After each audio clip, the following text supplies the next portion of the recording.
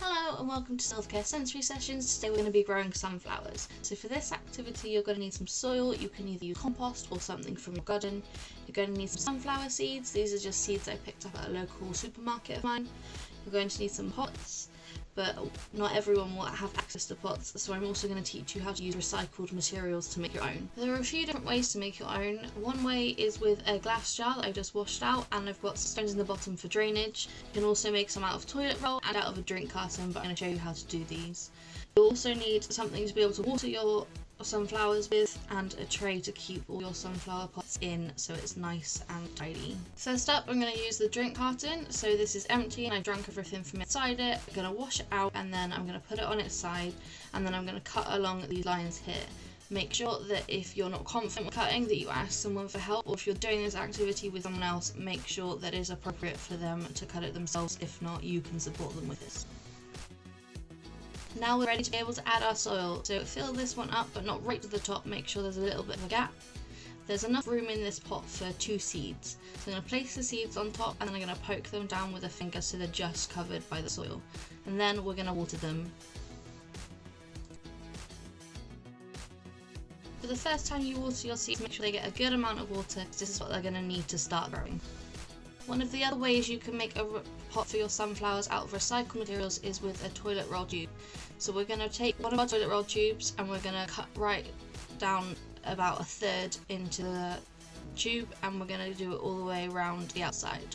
If you need help with this, make sure you ask someone, and if you're doing this activity with somebody and it's not appropriate for them to do it, make sure you do it for them. Now that we've cut into our tubes, we can push these little flats down all the way around, and then that's going to make the bottom of our pot. Now these are ready to be able to fill with soil. Make sure when you're filling these ones with soil that you don't pack the soil in too tight, because the sunflowers will need room to grow. So the same again, I'm going to make a little dip in the top and then put my seed in and then cover it over with a little bit more soil. Then these ones are ready to water, making sure that you give them a good drink this time. Final recycled material pot I'm going to show you today is made from a jar that I've just washed out. I've got some objects in the bottom that make sure that there's drainage to this pot, because the water can't escape through the glass. Now we're going to add the soil in again. Make sure it's not packed in too tight so the sunflower's got room to grow. I'm going to make a dip in the top and then put the seed in and then cover it up, and then we're ready to water it, making sure that it's a nice big drink this time. Finally, I'm going to plant the pots that I had just lying around my house anyway. So these are just some little plastic pots and some pots made of cocoa fibre. I'm going to plot them in exactly the same way. I'm going to fill them all with soil but not pack too tightly. Make a little dip in the top and then put my seeds in. Then I'm going to cover them all over.